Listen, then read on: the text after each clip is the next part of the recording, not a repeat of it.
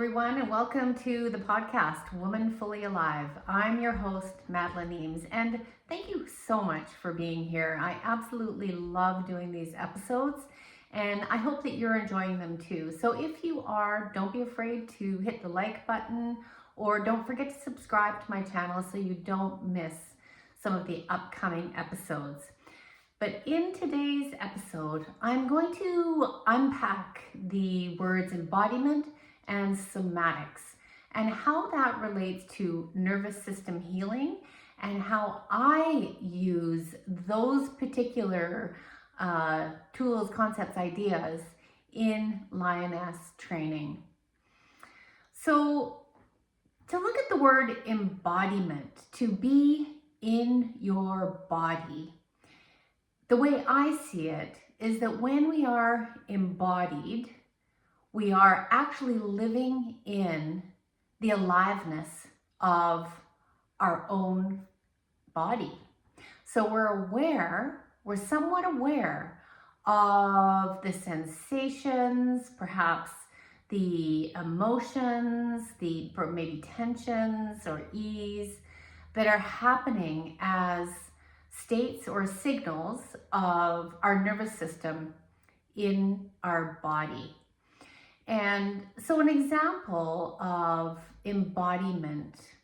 Now, I think this is I've been around the trauma healing world for over 30 years, and the idea of embodiment has really gained traction in the last decade or so, although some people have, of course, been doing it for a long time. But the idea of bringing the body into the room it's a departure from the way we have looked at mindset, changing your thoughts, thinking, cognitive therapies, where we're just focusing on the mind at the exclusion of the body. Now, when we're talking about embodiment, an example would be, and I'm going to give you an example because I have been in working in the area of my own embodiment for quite a long time.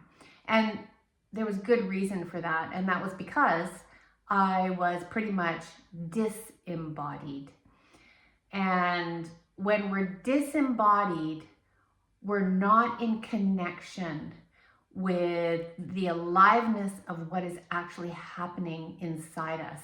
And it can lead to all kinds of, behaviors and saying things that you might not normally, because you're just, literally shooting from the hip and gauging your behavior maybe on outside, what is expected from you on the outside, which is not unusual, particularly for women in our society.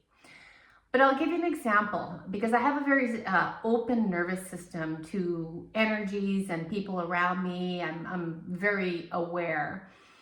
And I was having a lunch or a coffee with two people that are more on, shall we say, the disembodied range.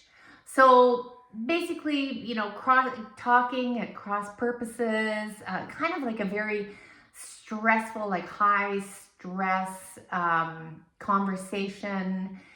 And to me, it just felt very chaotic and confusing. I didn't feel, when I noticed into my body, when I sensed into my body, I didn't feel settled. I didn't feel settled there when everybody's in sync and the conversation is flowing, you know what I mean? And so I realized that what I could do, the main thing I could do is really to become extremely present in my own body. So I took a few deep breaths, and that would be a somatic tool. I felt my feet and I just sunk into my seat, and it was almost like I paid attention to the inside and I paid attention to what was happening at the table on the outside.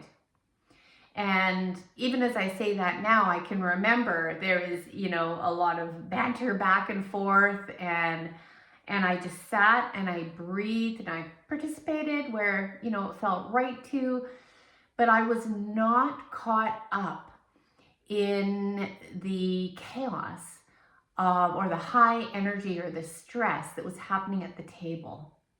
Now, in previous years, I would have been trying to keep the peace and maybe try to negotiate and try to, on and on. And that's where we move into these nervous system states from a place of stress and fear.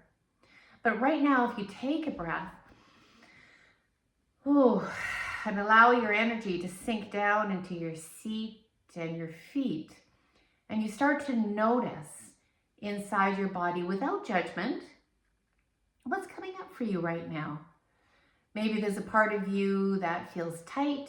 Maybe there's a part of you that can relate to my story. Or maybe there's a part of you that feels tired or fatigued. So becoming embodied or embodiment is being with the state of our nervous system as it is right now. It's always going to be changing, and there is no one particular state of embodiment, or what people call nervous system regulation. Now, nervous system regulation, of course, is a necessary tool to just keep your body at some level of presence and capacity and peace.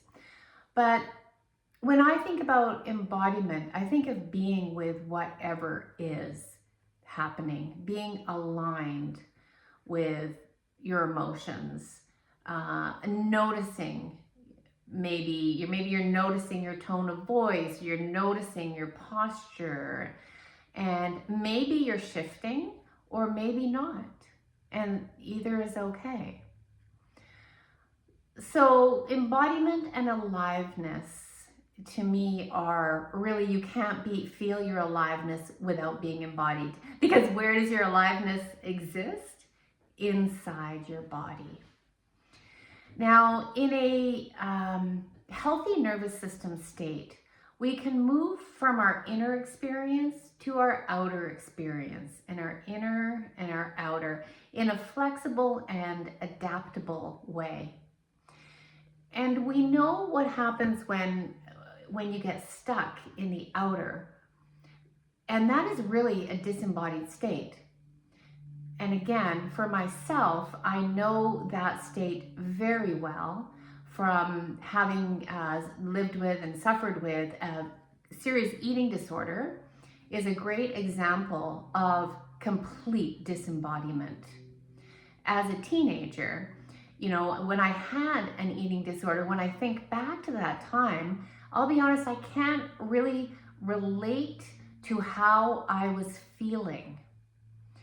And why is that? Because I was completely disembodied from my body and, basically cut off and thinking and believing that it had to be a certain way, controlled eating, but not in tune with my gut, with my intuition. Was I hungry? Was I full? All these nervous system signals that my body was trying to send me.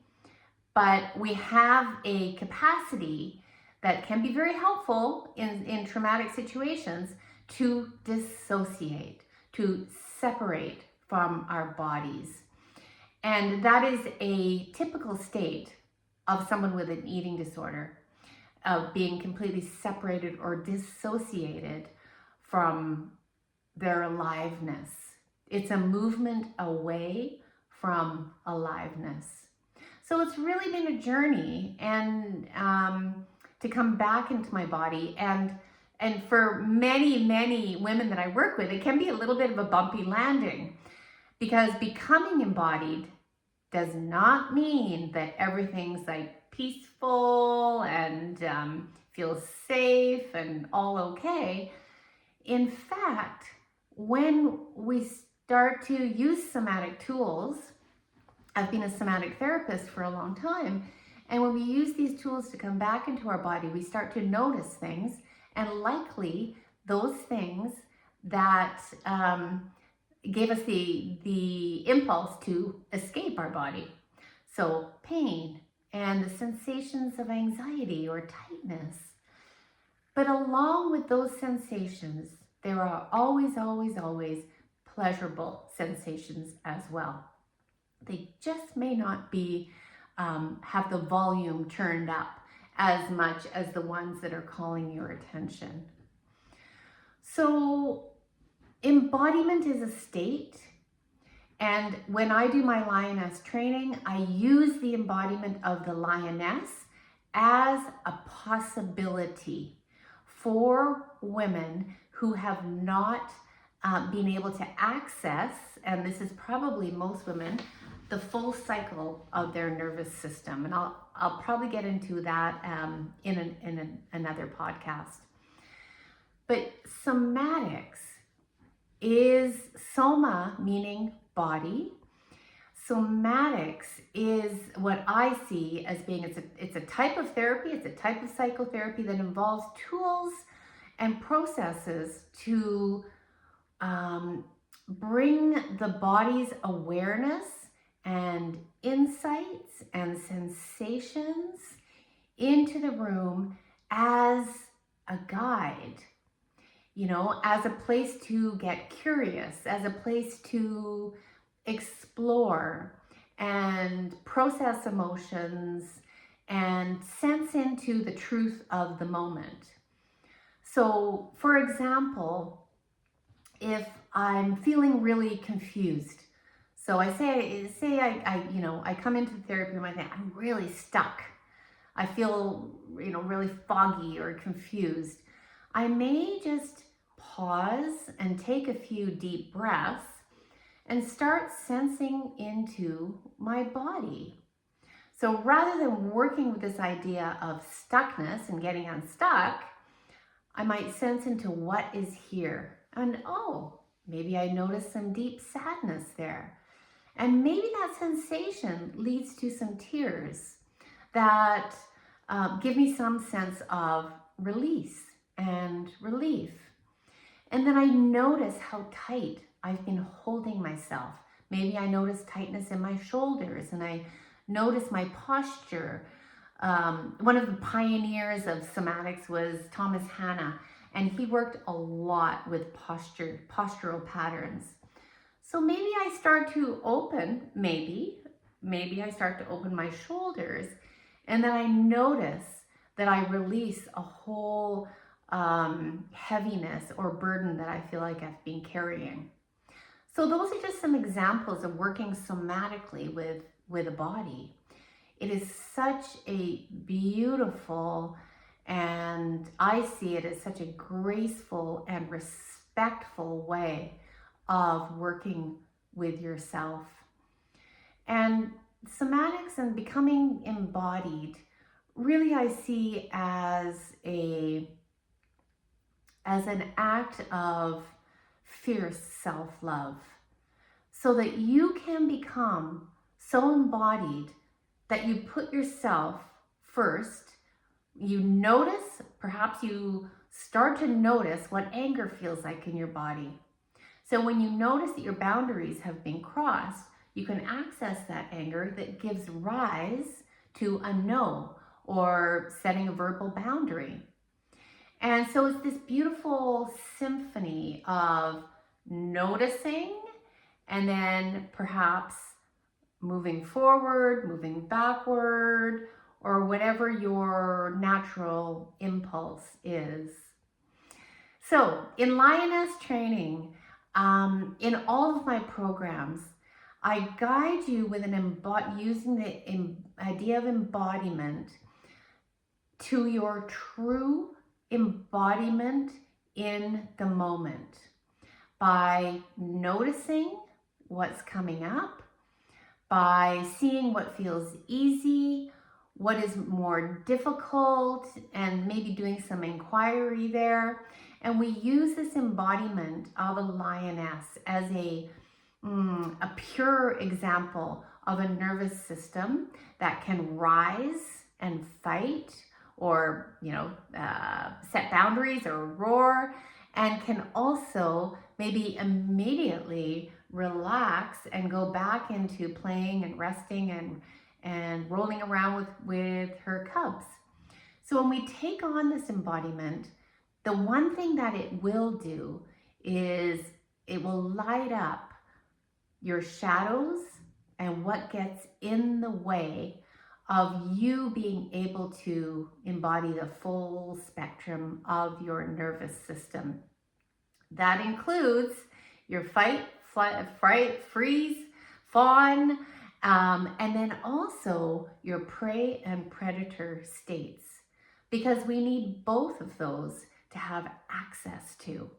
And it does not mean in any way that you become loud or disrespectful or domineering or angry or anything like that, but you have the flexibility enough to be able to draw on the anger or activation when needed, when necessary. And sometimes it's just in a shift of embodiment. And that is what I love about Lioness Training. So I hope that has been kind of, clarified some things for you. And if this interests you at all, just, leave a comment and stay tuned to listen to hear about some of my upcoming courses, because I do believe that the missing piece on this planet for probably thousands of years is that one part of the feminine nervous system that is the fierce feminine, that stands up for what she believes in, who speaks her truth without fear. This has not been possible in past generations, but in our generation it is. And this is what I believe can shift our nervous system health, shift our homes, our families, our communities, and then it spills out into the wider world. Because the world needs you to be alive. The world doesn't need you to be small and quiet unless that is your choice. And there's nothing wrong with that, but not out of fear. The world needs you to be fully alive, and so do you. So that's the end of today's podcast. And don't be afraid to leave a comment, hit a like, and I'll see you in the next episode.